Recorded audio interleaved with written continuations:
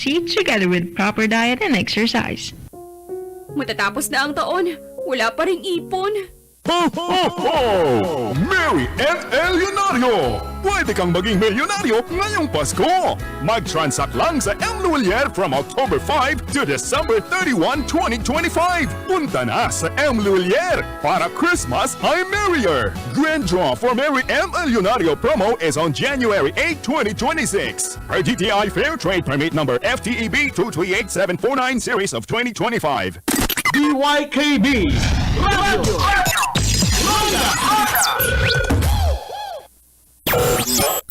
DYKB Bacolod, mas pinalawak, mas pinalakas, DYKB Radio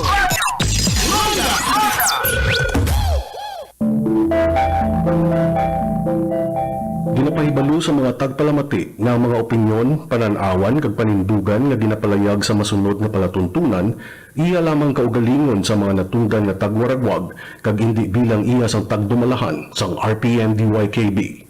Madamo gid nga salamat.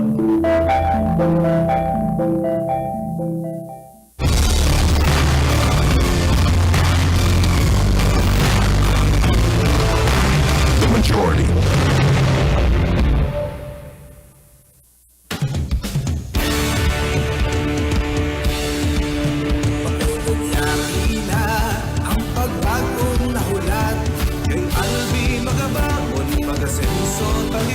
Magkabulak na ang paglaong sa syudad. Kay Alvin magayo ang liwan. I'll be the change for a better Bacolod. I'll be the change. I'll be inspired. I'll be the change for a sense of Bacolod.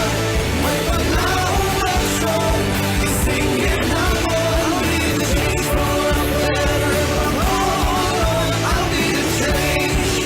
I'll be inspired. I'll be the change for a sense of Bacolod. May panahong aksyon, isingit na mo. I'll be the change. I'll be the change.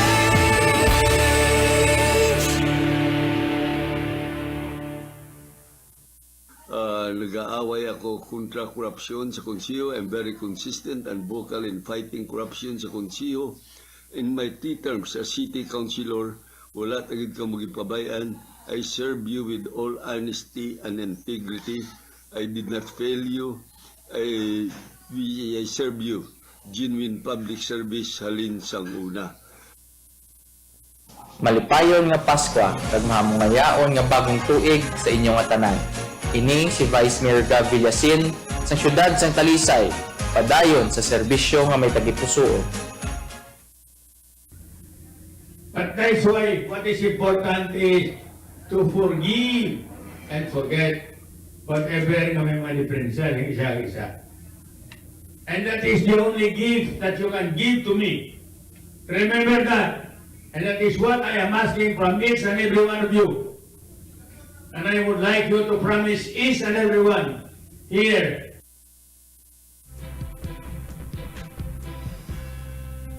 Congressman Alfredo Abelardo Bantug Benitez, magandang araw po sa inyo. Okay. And thank you for joining us. But let me go back a few days in the past. You voted for Faustino the third.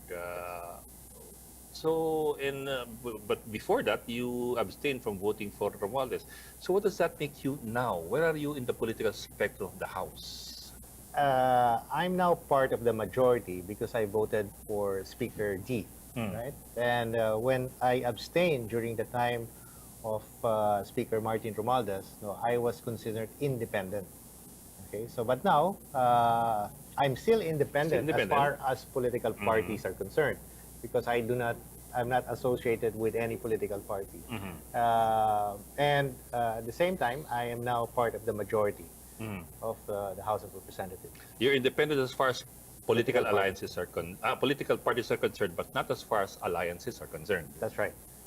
So where do you situate yourself now? As an independent, politically, wala kang party, pero you are with, of course, the majority bloc. That's right. Because I voted for the speaker. So, in the House kasi, may mga ano yan eh, may mga allocation ng mga political parties. Mhm. So, the bigger the political parties, These are the more allocations. the more allocation Wait, they get. wait, So, be yung mga- careful when you say allocations kasi iba dating ngayon. Well, the chairmanship.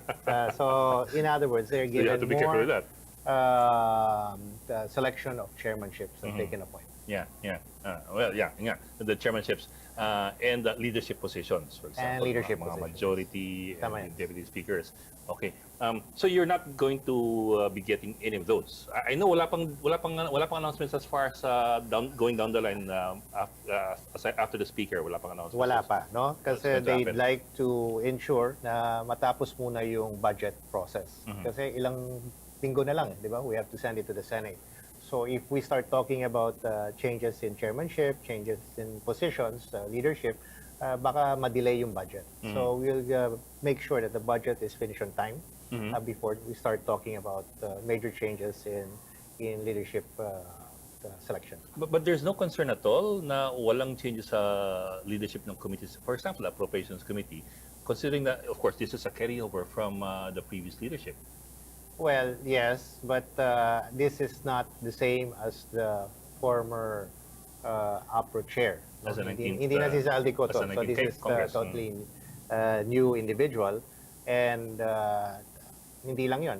All budget hearings now are actually, they can be viewed publicly. Diba? So you can watch it sa Facebook.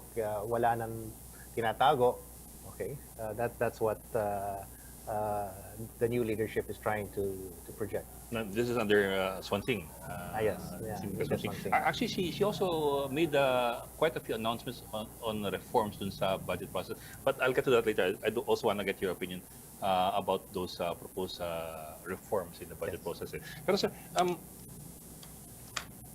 ang dami kasing naiwan na question marks.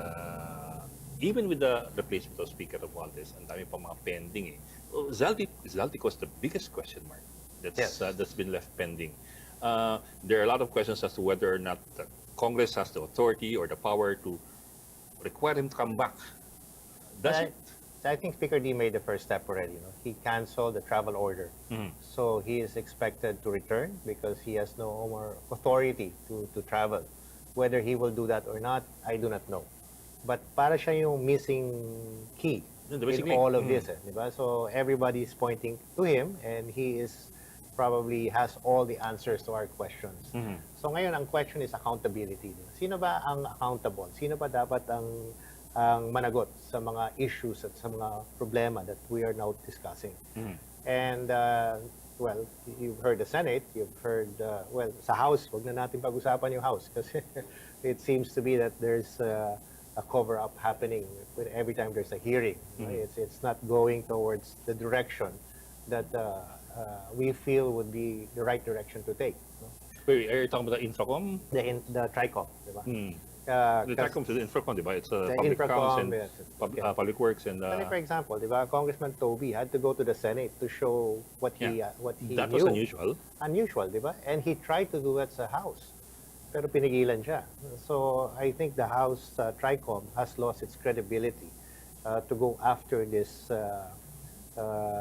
the issue, itong scandal na pinag-uusapan natin. So the Senate is medyo mas ano pa siya, medyo mas open and doon pumunta si Toby and he showed what he knew about the 2025 budget and previous budget. And so yun yung ano natin, yun yung we're taking off from that. That's why si Speaker was saying na if it was only left up to him, he would just dissolve the Infracom or stop the hearing and pass it on to the ICI. Yes, he can do that, no?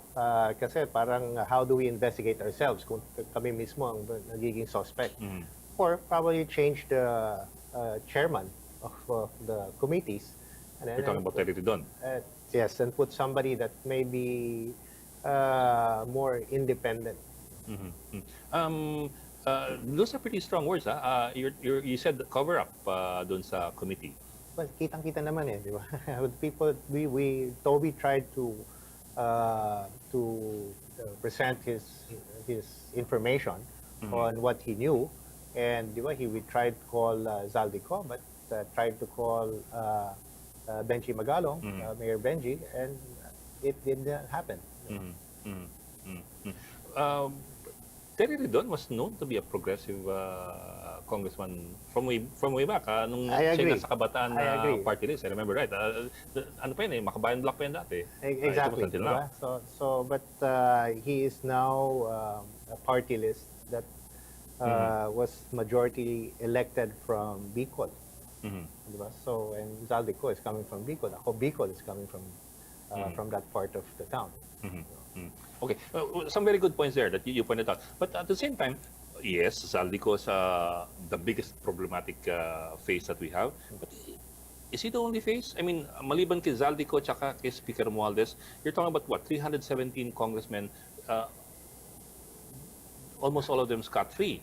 Siyempre, it's not just going to be him. There are others that are being mentioned involved, right? The speakers, former speaker, has actually been mentioned. Former speaker, right, diba? And then a few others. And so that's the reason why it's very crucial that Zaldico is brought back here para we can find out sino-sino pa ba ang mga involved dito. But I heard from the independent commission, no? They've been interviewing, they've been asking those that have, kumbaga, started telling all. No? Kasi ngayon, medyo you can feel the heat, especially for those DPWH officials. Marami na naglalabasan. And I think the Senate earlier, the hearings sa the Blue Ribbon, may mga nagte-testify na binabaliktad na yung dati nilang mga testimonies. Si Alcantara, biglang kumanta Bilang kumanta na yan, and so more will come. And I heard that the independent commission has probably now investigating a couple of mga congressmen and legislators. Hindi lang to, I think, dalawa, tatlo. I heard it goes as high as 60. But my question is more of this. I know Zaldico is instrumental in a lot of things, but he's far and away in Never Neverland. We don't even know when we can get him back. Not unless you file a case and then he can be extradited. But until then, can't we ask the other legislators who probably have something to do with this as well? Kasi imposible naman na si Zadi and si former speaker lang. I mean, that was my point kanina. Parang a massive chamber, 317 right now. I suppose we can't just say na silang dalawa lang nakakaalam. There were other legislators who probably had their fingers as well. I won't say in the pie, fingers as well on the ledger. So, well, that's the job of the independent commission. They will be tasked to invite and investigate all legislators that are probably involved in this scandal, in this corruption issue. And I heard, even I saw it just on social media, that even the president is willing to testify of what he knows sa independent commission. So it just shows that this independent commission will be the agency or the institution that can properly investigate everyone, irrespective whether you're an elected official or not. Okay, bubukod ako ng konti. We've been talking about Congress for a while. Bubukod ako ng konti, and let me ask your opinion about this. The President has, since the SONA, the President said, mahiya naman kayo. And people palakpakan mga taong bayan, palakpakan din ng Kongreso. Yun na nga eh. Well, ako pumalakpak, tumayo rin ako. But I've not been a congressman for the past 6 years. Yeah. Right? So, I'm not part of this administration. What did you think of that? Nung sabi ng Pangulo, mahiya naman kayo at nagpalakpakan yung mga katabi mo at nagtayo ang iba. Well, yun na nga eh, di ba? Maraming plastic sa amin eh.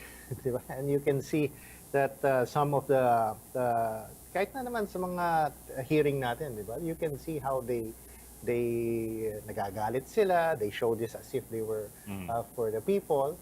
But people see that it's not the case, di ba? You have testimonies coming from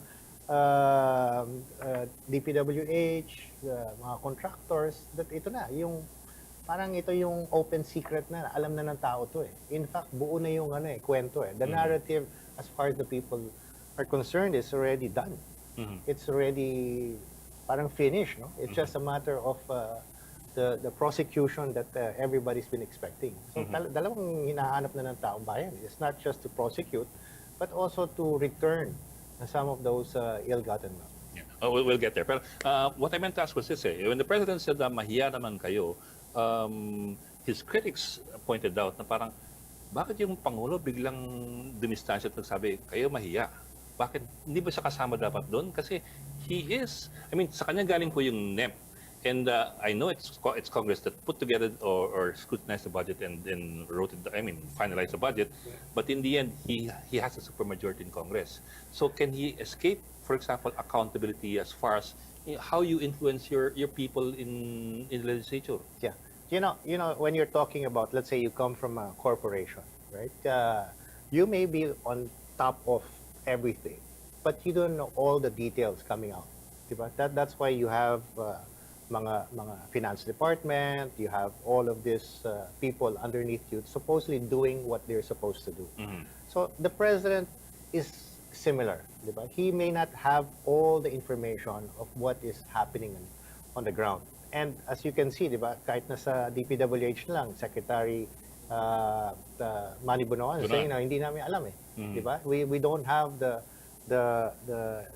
network, the system to be able to double check that. Pero ang tanong niya is bakit niya ginawa? Diba? Kung alam niya, kung part siya, kung talagang involved siya, why do it that way? Bakit siya mismo ang nagsabi during sa SONA where everybody was saying, mahiya naman kayo? Bakit pinuntahan pa niya yung Bulacan to show a ghost project? Bakit pumunta siya sa Baguio?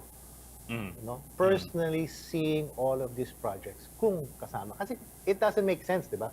Kung involved ka, kasama ka, hindi mo gagawin yan eh. You would have done it another way. I get you naman, sir. I think the question naman is not so much whether or not the president had his finger in the pie as well and was making money out of it, but more of whether he has accountability with regard to how he manages the people who are in his supermajority. Kasi in the end, it is a supermajority.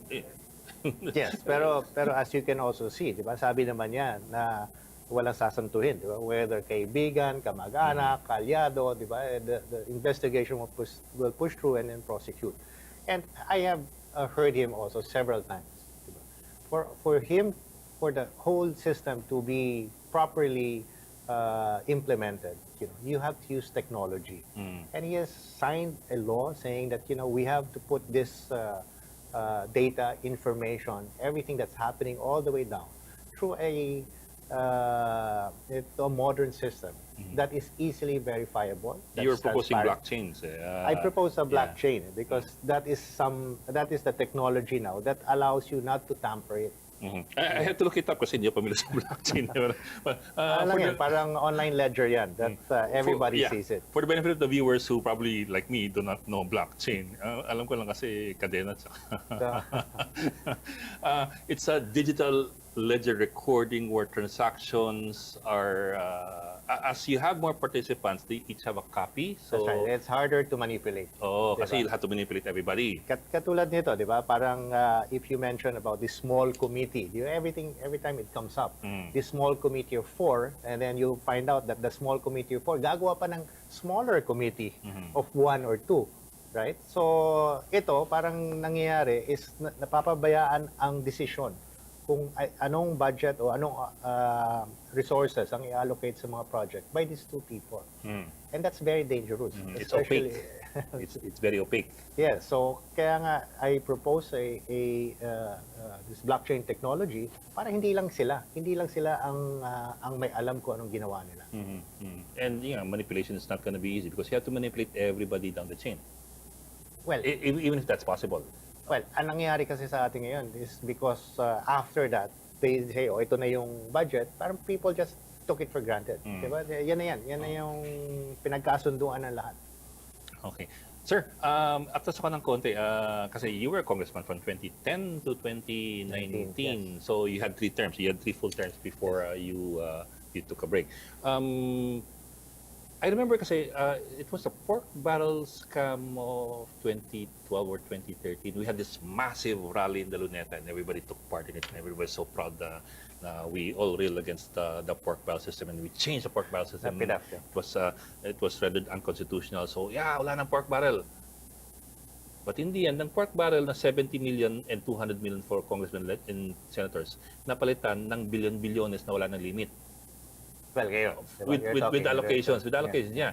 I'm wondering how the transition day, hindi ko lang alam kung if you saw it happening while you were there or if it was much later. Pero how did it happen that way na from the victory against the pork barrel, we ended up with, from the tens and 20s and 200s of the pork, millions of the pork barrel, now we have trillions in allocations. So ang nangyari noon was, I think the Supreme Court decided that there will be no post-intervention by legislators. Okay, so kasi dati nilalamp sum nila yan.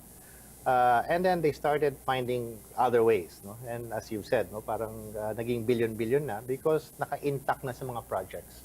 And ang malalaking project na sa DPWH, malalaking infrastructure project, nasa kanila.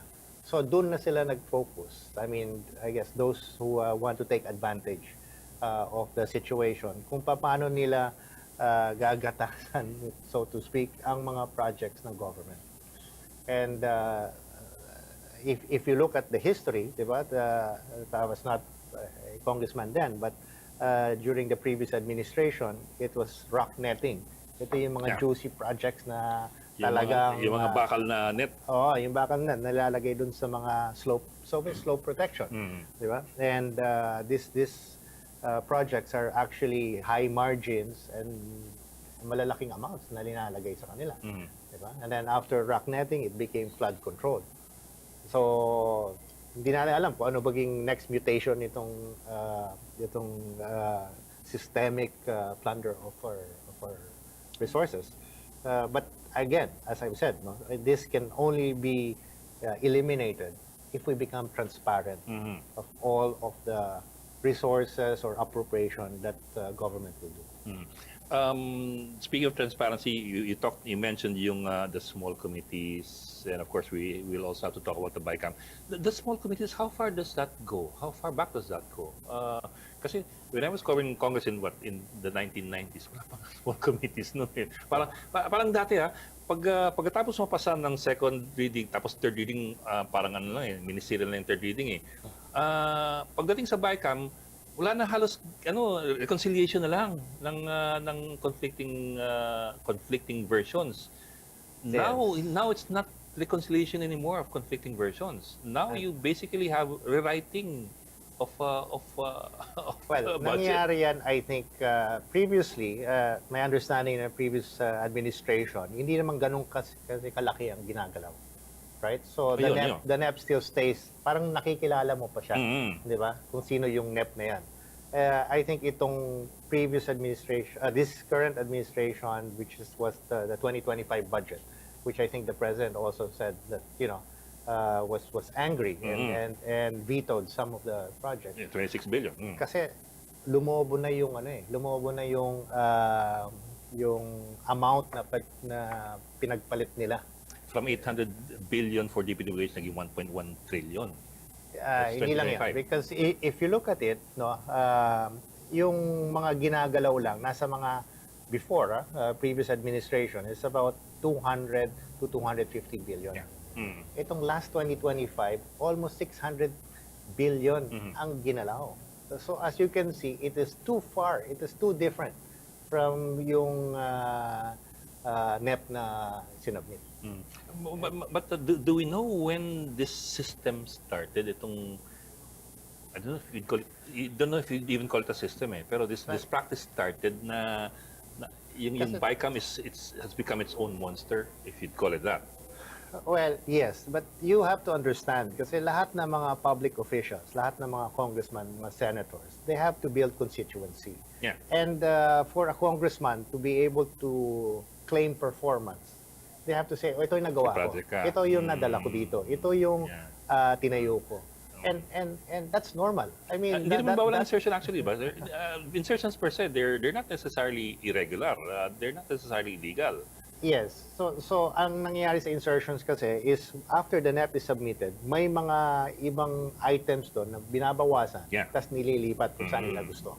Okay, so that's technically, when you say insertion, technically it is you're rearranging. You're shifting things around. Yeah, you're rearranging the national budget. And so it's you cannot blame congressmen to lobby for more projects to go to your district, di ba?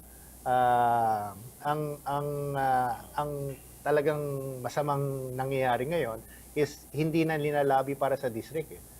Naglalabi na lang sila para mas malaking komisyon na makuha nila. And I talked to Kong Toby, and then there was some people, some congressman that he knows about na yung distrito nila, okay, hindi naman nilalagay yung project na nilabi nila. Nilagay sa mga ibang lugar. So, yun ang parang questionable, di ba? Bakit mo hindi ilalagay sa distrito mo if you're after Your constituency's welfare. welfare constituency? Kung ilalagay mo sa iba yun, ibig sabihin, May tongpats ka. ganun lang ang habol mo. Pero nga sir, but you know, I know you were just re-elected in 2025 after 6-year hiatus from Congress. I'm wondering lang kung kailan nagsimula itong may small committee and Matagal na yan eh. No? matagal Because matagal na yan. Kasi ang nangyayari ngayon, di ba, if you look at the 300 plus congressmen, okay, all of them will lobby. No? yeah. Lagay dito, lagay dito, lagay dito. Sino na magdi-decide nun? Di ba? Hindi naman parang toss coin yan. O, sige, ito na lang. Kung sino ang manalo sa raffle, yun natin ilalagay. So, ang nag-collate noon at eventually will decide is this small committee, which Congress actually authorizes. Yes, sir. Pero sir, ideally, the small committee would be making insertions before the passage into third reading. Which is diba? irregular. That's exactly what Kong Toby and I have been asking. Bakit ipapasa na sa plenary, tapos Meron pang pwede pang galawin ng small committee? Hindi na final reading yun. Hindi dapat yun, di ba? Kasi parang sinabi ng plenary, should have the final say, the final approval. Pero ang sabi naman nila, yung plenary mismo nagsabi naman na bahala na si small committee gumawa. So that practice is what is being avoided ngayon. I think we are now looking at a open amendments. No? And then pag napas na sa second reading, sa plenary, yun na yun. Ito, yung sabi ni Congresswoman Swansing, she wants a small committee scrapped. Would you agree with that? Number two, instead form subcommittees to make amendments within the hearing, within the Plenary hearings. Within the plenary hearings. In other words, bago mag-third and final reading. Tama. So that is the proper process. And so babalik ngayon doon. Parang somewhere along the way, we got lost. Yan na nga. Kahit na diba yung sa mga DPWH projects, dati may mga LGU acceptance yan. So, yan, tas nawawala. I think, you know, it's about time then. Ng mga tao sinabi na sobra na talaga. They've been, parang may impunity na. They don't care anymore. Alam mo yung mga ghost project, napakadaling i-validate eh. Yeah. Di ba? And if you Sisilip look ka at lang sa bintana kung nandiyan proyekto. Oo, di ba? Tapos, merong sistema ang DPWH na geotagging. Di ba? You have to send a picture of the finished project. Pero hindi na rin ginagawa eh. So, talaga. Actually, sir, what's amazing about it is impunity. It's the sense of impunity. Parang I can get away with it. Parang wala nang takot. Kaya nga itong nangyayari nito, the people are now demanding accountability. And if we do not go all out in this, di ba? Mangyayari ulit ito. Di ba? It has to teach a lesson sa everyone that if you do this, ganito talaga mangyayari. And dapat hindi lang yung mga contractor at DPWH, pati mga public officials that are accountable. Okay. Before I shift gears into another topic, let me ask you, in a continuation of this, what do you think of the September 21 rally against corruption flood control projects? Do you think it was successful? And number two, what do you see of what happened in Menjola and in Ayala Boulevard, the violence that occurred there? Yes. Yung September 21, I think it was very successful because it articulated the sentiments of the public. No? Nationwide, hindi lang I think sa Luneta, sa EDSA, there were rallies everywhere in Bacolod. nagkaroon din ng rally. And it just shows how frustrated people are, right? And it's a clear sign that people are fed up. Diba? May gusto nila may mangyari na. Gusto nila may makulong, gusto nilang makabawi malang, at gusto nilang palitan itong systemic plunder of our resources. Yung sa Mindiola, I think is more... Any point of concern there with what happened in Mindiola? What Secretary John Vic was saying, these are people who actually have parang wants to destabilize government. Ano na yun? Iba na yung gusto nila eh.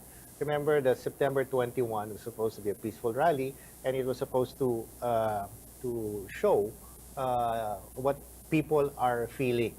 Ngayon, di ba? It has nothing to do. In fact, some people are saying na hindi naman parang hingin na palitan ng gobyerno and all those things. It was just to show the sentiments of the people that galit na sila. Di ba? So yung mga ibang group na yun, I think had different interests. What do you think is going to happen? There will be accountable persons to be filed in court. There will be cases filed in court.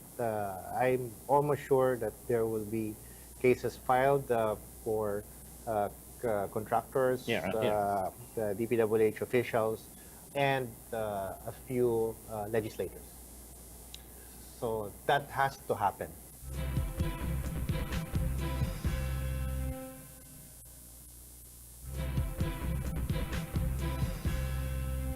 Sabi ng Pangulo, mahiya naman kayo at nagpalakpakan yung mga katabi mo at nagtayo ang iba. Well, yun na nga di ba? Maraming plastic sa amin eh. Muntik na kayo maging speaker. Ano yan? It is a collegiate decision. In 2012, we were also happy, we were also proud, and we were also optimistic. And then, pork barrel got scrapped. Tapos parang we ended up with another problem altogether na No. may nahanap na bagong butas. How do we address that kind of problem na you plug a hole, another one comes up, and sometimes it's bigger than the previous one? What do we do about it? How do we go about it? Yeah, yun na nga, di ba? Transparency is the key. Okay? Because once it's transparent, it's less room for corruption to happen. Kasi nakikita ng tao eh. Di ba? So, hindi basta-basta nila makukunan, hindi basta-basta nila makukupitan because people are now watching. And so, how do we now make it as transparent as possible? And as we discussed earlier, di ba? We should focus on using technology to be able to bring the transparency that we're looking for. You talked about blockchain kanina. It's still a concept to me that's a bit nebulous, at least to me. How, for example, how do you use blockchain in something like this, something like the budget? Okay, we go first with putting it in the digital platform. Diba? Remember kung Toby asked the committee on APRO, can I have a copy of the small committee report? Right? Because pinag-uusapan yan, dapat may report yan, inalagay sa archives. Ang sabi nila, wala daw. Okay, tingnan mo na lang, is a difference between NEP and GAB1. Yung ginalaw nila. So, yung pinasa sa Senate, yun na yun yung ano. Yun ang result na lang. Yun na yung small committee report.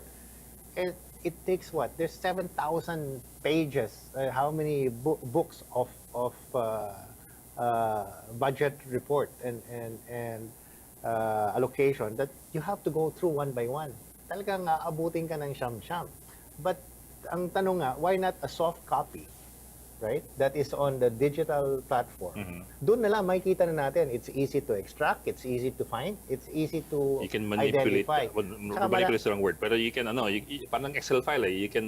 you can see it already. Mas madali na. May search engine, you can now cluster itong mga project na to. Diba? It's easier to audit and review. So, once it's there, tingnan na lang natin kung saan ang mga changes na nangyayari. From the NEP or even from the department mismo. Galing department, papuntang NEP, papuntang GAB1, GAB2, and then GAA. Lahat yan can be put on a blockchain. So, nakikita natin yung galawan from day one. Bago nga lumabas sa NEP, pwede na nga natin lagyan ng parang code yun. Itong code, ito yung mga ganon. Kasi minsan nagkakaroon din ng double Yeah. allocation. Yung ghost project dati, lalagyan ngayon, last year, lalagyan ngayon this year, para hindi na makita, matatakpan na kasi. Di ba? And then people cannot see it because the system, we have AI now, the system does not allow it to flag those kind of projects. But then, we are already in this age and time, may mga AI na tayo that can easily identify those that are double, those that have been funded before. So, nandun na tayo but we're not. Okay, sir. But let me ask you this. Out of the 317 congressmen there, how many would understand what you're talking about? Well, Wouldn't that be a challenge? The congressman from the 3rd District of Negros Occidental, which is not me, okay, filed a bill already to put the budget's blockchain. So he did file that, and that's something that would be the step in the right direction. Understand. But you get what I mean, that it's also a challenge to get people to learn new technology. Well, sa mga millennials ngayon, I think napakadali na nila maintindihan yan. Siguro sa atin na medyo ano pa tayo, medyo old school. But it's a common technology. It's not something that It's not really Greek. Yes, in other words. So, yun na yun. But it's there. I mean, it's something that can be used, and that's the only way we can go forward from this. You know, because the more eyes we have on the budget, on the resources being spent, the better it will be. Parang nga, di ba, when the president asked, we need the help of the people to extract information on this corruption issue. Di ba yung isumbong sa Pangulo, most of the information that led to the discovery of ghost and substandard project came from there. It's making accountability interactive. Yes, in a sense. Yes. So in other words, the people themselves, okay, can do their part in making sure that those that are accountable are brought to justice. Okay, sir, cambio naman ako. Muntik na ako kayo maging speaker. Ano yan? It is a collegiate decision that requires, of course, kung ano yung mga nagugustuhan ng mga colleagues ko.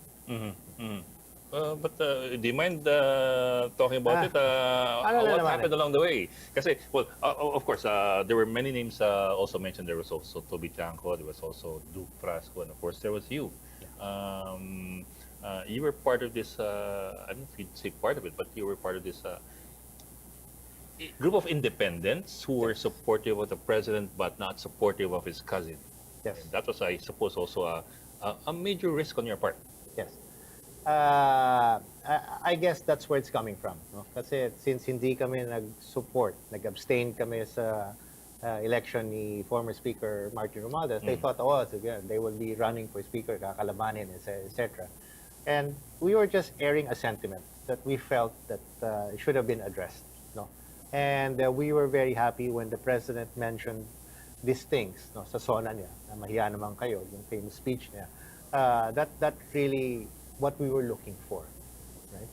So in the course of all of this, alam mo man, it's really a collegiate body that makes a decision, and ang challenge, of course, of the Speaker Boji D is he's coming from the majority. He's not coming from the independent who stood up against the former speaker. So he has to prove himself, and the speech he gave, the acceptance speech that he gave, was very reassuring. Diba? Sinabi niya, hindi magiging, walang cover up, hindi tatakpan yung mga guilty, and then he will go after them, etc. So, yun, nandun tayo ngayon, diba? That is where we're waiting, ano pa yung mga gagawin niya, aligned with what he said during his election of speakership. But there were also some people who were raising concerns na, see, Speaker has been actually in Congress for several terms already, and he's mostly been under the radar. Not for any fault of his own. I mean, of course, some people just work quietly. That's a given naman. But at the same time, if you're also under the radar, there's also a question of how much command you have over the rest of the chamber, where you have, in the Senate, you have 24 independent republics. In Congress, you have 317, I don't know, autonomous kingdoms. How do you manage that if you're, if you haven't been that prominent politically? Well, Would that be difficult? I think sa lower house naman, people follow the leadership. No? So there is a consensus already. He was voted by 250 plus, no? Almost the same number As a speaker, as the the former speaker. So that is already a sizable mandate to begin with. And something nice is what he said during his election. And people will hold on to that. So let's see. Let's give him a chance because he's so far doing the right things. No, he canceled the travel authority of Congressman Saldico, and he's been meeting people. Wala pang 1 week, di ba? So let's give him the chance to perform what he has to do. On the other hand, he has made a declaration that may, I emphasize the word may not sit well with some congressmen. Sabi ni Speaker, kung siya lang, lalabas yung salin niya. I don't know how controversial that is with all the other congressmen. But that should be now the standard because we are all suspects. We cannot bring back the trust of the people kung meron pa rin tayong tinatago. Diba? When you enter public office, it's a public trust. So let all of those details, lahat ng mga maliliit na yan, should not be held back, okay, to show and to regain public trust. Kung ako, that's fine. Diba? Let that be a model now for everybody to follow. Kasi the more that we start keeping things from the public, as I said, diba, the way to eradicate corruption is really transparency. The more that people will distrust public officials. At sama na ng pangalan ng Congress ngayon. Di ba? So you're for releasing the salin to the public? Yes. In fact, akala ko ever since it was open because every time they talk... Not in a long time. But that's the reason why they know the net worth of mga congressmen because it was made public. Well, sir, what happened in the past, I think in past decades was a summary released by the House leadership. 10 richest congressmen or 10 poorest congressmen. Yun ang ginagawa dati ng Congress. Yeah, that's what I see. Diba? But even that stopped. I just saw one. I just saw one. Released by the leadership of the House or? Parang ganon, di ba? I'm not sure if I just saw it on social media, di ba? Na nakikita mo yung mga net worth ng mga congressmen. Let me look at it. Kasi sir, we haven't seen that in a while. Even that stopped after then Ombudsman Martires released Memorandum Circular number 1 of 2019 or 2020 where he imposed new regulations on the release of salins. So, we are now under fire. Lahat na ngayon, di ba? Pag contractor ka, DPWH ka, in fact, Secretary Vince Dizon even wrote a memo saying, you're not obligated to wear your uniform. Kasi dahil baka kuyugin ka ng mga even House of Representatives, may mga staff na talagang minamab pag nakita may sticker ng So, that is really a bad sign. And we have to regain the trust and any information or anything that will look like we're hiding things. But that might make you unpopular among your colleagues.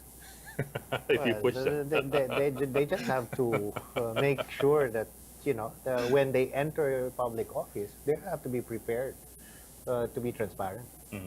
Actually, sir, there are actual laws on the release of the salin. Then more so, di ba?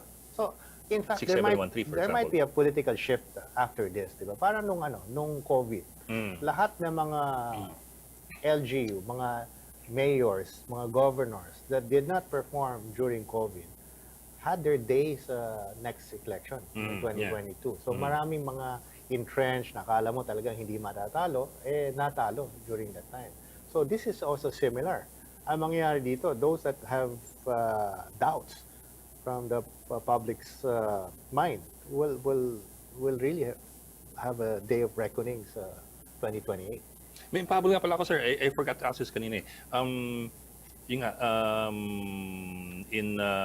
nung July 28, dun sa election ni Speaker, you abstained. That was notable. But 7 of your colleagues from Negros Occidental voted for Speaker, including Javi. Yes. What happened there? Why? Not that you have to explain his position, but See- for people are curious why magkaiba kayo ng position. Yung mga ibang congressmen from my area, of course they have their reasons. It's better to ask them. Si Kong Javi naman, I assume because he's been very close with Kong Sandro, and they're really buddies, and so I think that would be one of the reasons why it tipped over. Pero they had another manifesto. They asked again all the congressmen from NIR to sign again the support for former Speaker Martin Romualdez. And Kong Javi did not sign that anymore.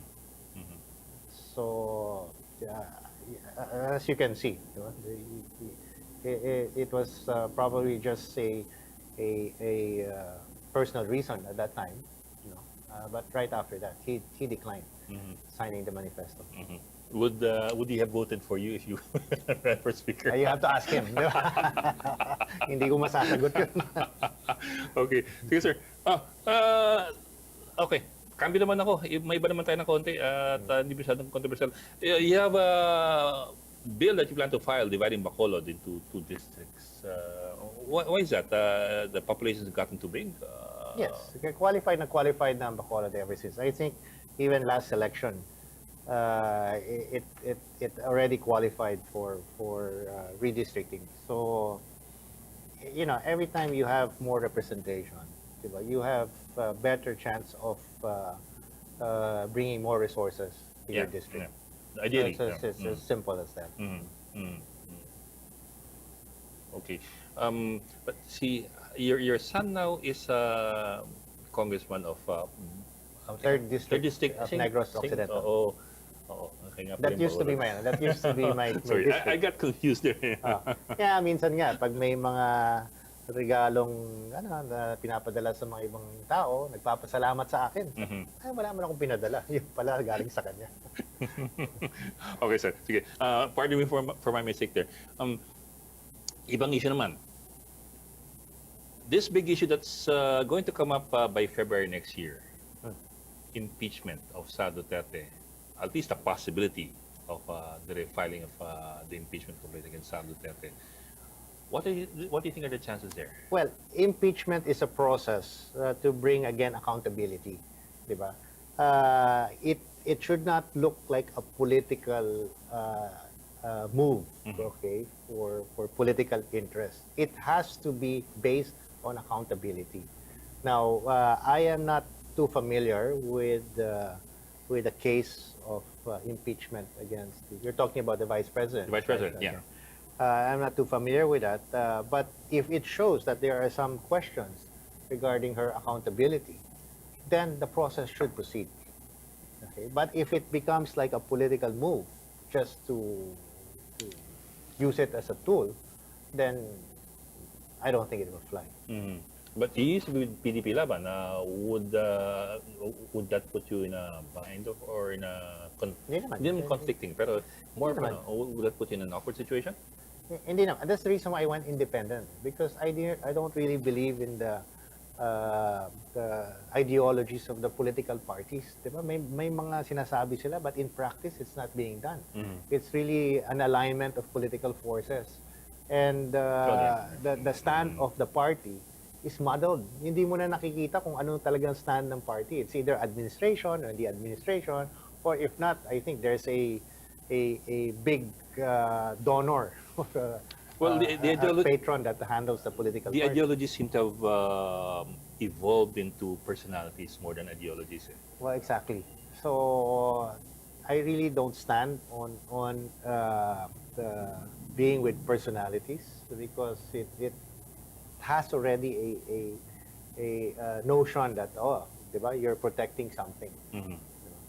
So that's the reason I was also independent prior to Duterte's 2019, right? 2016. Sorry. 2016. 2016, I was independent. I came from liberal and I said, independent na ako. Diba? And then what happens kasi every after election, they try to convince me to join the administration party. Ako naman, with looking at a new frontier and may mga pwedeng gawin, then I usually join. So from Yes, sir. liberal to PDP, but after it, Yeah, I was looking at your political history. Nag-Liberal Party nga kayo before you went to PDP in 2015, just right. before the election year. but I became independent in 2016. So in other words, I left the Liberal Party at the end of 2016. But that's also a perpetual, I don't know if you'd call it a problem, but I think of it as a problem, a perpetual problem of a lot of politicians that people keep jumping from party to party depending on who's in power. So Yeah. you don't really have, wala ka naman talagang parang buka walang panindigan. What do you stand for? Yeah. Yun yung question parati, di ba? So with what we have right now, the political parties are all personality based. Parang people are muddled. Where do you stand? Ano ba talagang tinatayon? And I think that's one of those things that needs to be changed. Okay, sir, we're almost out of time. I'd want to circle back to where we're headed now after this very, very controversial, very, very painful chapter in our political history. What do you expect to happen? I know that sounds so marvelously vague, pero I wonder how you look at the next few months or the next. I shouldn't even say next few years. Next few months for this country. What do you think is going to happen? There will be accountable persons to be filed in court. There will be cases filed in court. I'm almost sure that there will be cases filed for contractors, the DPWH officials, and a few legislators. So that has to happen. You're talking about what should happen. Yes, but I also know that they're building a case already, and anytime soon, cases will be filed. But sir, you're talking about what should happen. I'm also asking, but that's a good point. But I'm also asking, But it's not what do you in think will happen? my authority to do that, diba? So I understand also that I was told that they're in the process now of filing the case. So it's going to happen based on what they tell me, and as I've said, it also has to happen, and it has to be everybody that is part of this corruption. Yeah. Okay, without going into names yet, because yung iba hindi pa na-file, except for the DPWH people. Pero a lot of the names that have cropped up, for example, this morning, have cropped up. In fact, some of them had been to jail already. Yes, I think. But we keep on going around the same cycle. Well, How will things change, if they ever will? we have to just accept the system that we have right now. So it will be filed in court. The court will now have to do their own thing and make sure that they are brought to justice. Now, what justice is something that we'll wait and see what will happen. As you said, they've been in jail and they've been out in jail, etc. Tapos ito na naman. So parang ulit na lang to. Parang naglolokohan na lang ba tayo? Parang pork barrel din naman eh. Oh. Sabagay, pork barrel, bumalik naman in a Bumalik different, na, in a different version. So then maybe we need if you feel if we feel that it's going to be just a cycle of repeating itself and walang talagang justice na nangyayari, then maybe we need to rewrite some of our laws to make it more stringent in penalizing those who did wrong. I'm not putting forward any proposal. I'm just pointing out that parang, we're looking at some of the same people and some of the same issues. Well, we also have to understand that these people are re-elected. Di ba? It also, I think, incumbent on the voters or the electorate to vote wisely. Di ba? We always keep saying that, but We all keep saying that. Every 3 years, every 3 years. And then pag nandyan, magagalit tayo. Di ba? I guess changes also has to happen within ourselves as citizens of this country. Right? And if we can't understand that, then we will be having this kind of situation over and over again. We'll keep having this kind of conversation. Di ba? And these kinds of na lang, feelings. di ba? But I think this time medyo namulat na ang tao. They have seen the danger of what will happen if they don't vote wisely. And actually I'm happy because buong bayan ngayon talagang nakatutok dito eh. Ito na yung parang pinaka prime time na teleserye or Actually, everybody has an opinion now. TV series na pinapanood ng lahat. And it affects everybody. Kasi most of the electorate, sasabihin na nila, wala man akong ano dyan eh. Wala akong taya. Nothing will happen to me. Ganun pa rin. Kung anong hirap ko, ganun pa rin ang mangyayari dyan. Whether si politician A or politician B. Diba? Pero ngayon, nakikita nila, tatamaan kayo eh. Diba? This as taxes that could have helped you pay your hospital bills, pay your funeral parlors, you know, and hindi na to parang sila lang to. Lahat na tayo. So this will probably trigger, a new a mindset in how voters elect their officials. Okay. Optimism from Congressman Albi Benitez. Maraming salamat, sir, for today. Thank you po.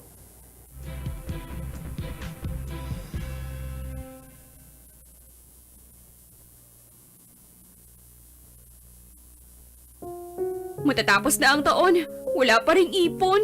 Ho, ho, ho! Merry ML Leonardo! Pwede kang maging milyonaryo ngayong Pasko! Mag-transact lang sa M. Lulier from October 5 to December 31, 2025! Punta na sa M. Lulier para Christmas ay merrier! Grand draw for Merry ML Leonardo promo is on January 8, 2026. Per DTI Fair Trade Permit number FTEB 238749 series of 2025. Minute Maid Nutri Plus. Help boost your immunity with 200% vitamin C together with proper diet and exercise. Minute Maid Nutri Plus. Help boost your immunity with 200% vitamin C together with proper diet and exercise. Matatapos na ang taon, wala pa ring ipon. Ho, ho, ho! Merry ML Leonardo! Pwede kang maging milyonaryo ngayong Pasko! Mag-transact lang sa M. Lulier from October 5 to December 31, 2025! Punta na sa M. Lulier para Christmas ay merrier! Grand draw for Merry ML Leonardo promo is on January 8, 2026. Per DTI Fair Trade Permit number FTEB 238749 series of 2025.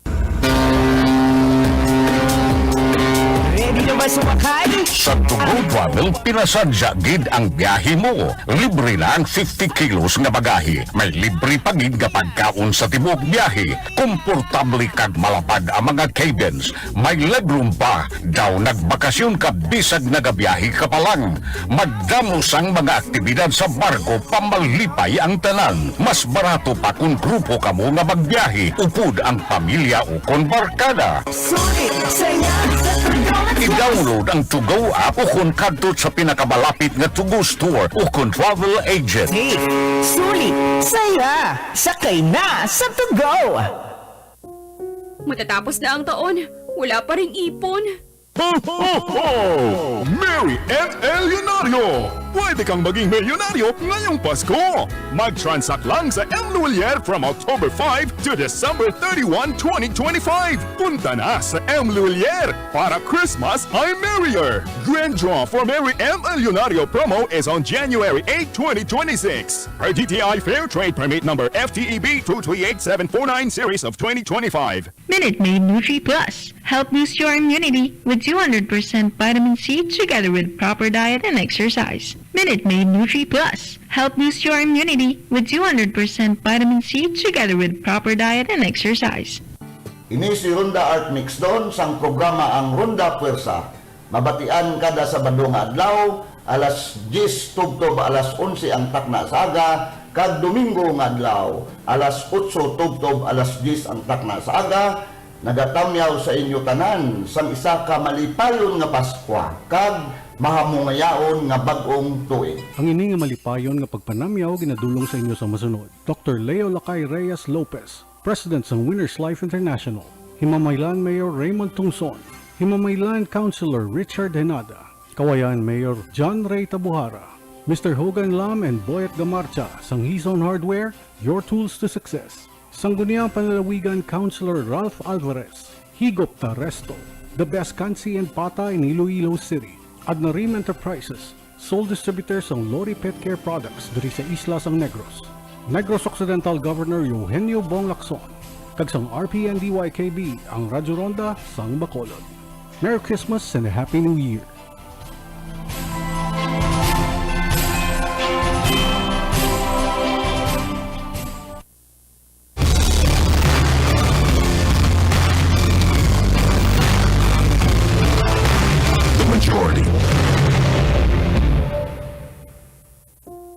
Matatapos na ang taon, wala pa ring ipon.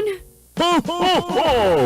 Merry ML Leonardo! Pwede kang maging milyonaryo ngayong Pasko! Mag-transact lang sa M. Luwalier from October 5 to December 31, 2025! Punta na sa M. Luwalier para Christmas ay merrier! Grand draw for Merry ML Leonardo promo is on January 8, 2026. Per DTI Fair Trade Permit number FTEB 238749 series of 2025. Minute Maid Nutri Plus. Help boost your immunity with 200% vitamin C together with proper diet and exercise. Minute Maid Nutri Plus. Help boost your immunity with 200% vitamin C together with proper diet and exercise.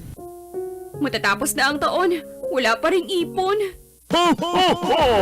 Merry ML Leonardo! Pwede kang maging milyonaryo ngayong Pasko! Mag-transact lang sa M. Luwalier from October 5 to December 31, 2025! Punta na sa M. Luwalier para Christmas ay merrier! Grand draw for Merry ML Leonardo promo is on January 8, 2026. Per DTI Fair Trade Permit number FTEB 238749 series of 2025. DYKB Radio Ini si Ronda Art Mix Don, nagaagda sa inyo tanan nga magpamati sa Radyo Ronda Puwersa. Pagsa kasabado, alas 10 ang takna sa aga, kag Domingo nga adlaw, alas 8 ang takna sa aga. Diri lamang sa RPN DYKB 1404 kHz ang Radyo Ronda sang Bacolod. Pulong sang kabuhi, programa ginasakdag kag ginapangamuyuan sa mga kauturan sang Hinigaran Fundamental Baptist Church sa Kinsian, Hinigaran. Kag mapamatian sa kahanginan alas 6 tubtob alas 6:15 sang aga, Sabado kag Domingo nga adlaw. Madamo gid nga salamat.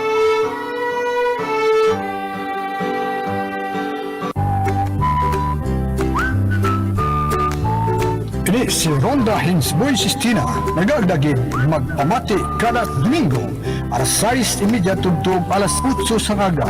Kapi-kapi sang Radyo Ronda. Kapi-kapi sang Radyo Ronda. Patan ini nga weekend program sang RPN DYKB ang Radyo Ronda sang Bacolod. Matatapos na ang taon, wala pa ring ipon. Ho, ho, ho! Merry ML Leonardo! Pwede kang maging milyonaryo ngayong Pasko! Mag-transact lang sa M. Luwalier from October 5 to December 31, 2025! Punta na sa M. Luwalier para Christmas ay merrier! Grand draw for Merry ML Leonardo promo is on January 8, 2026. Per DTI Fair Trade Permit number FTEB 238749 series of 2025.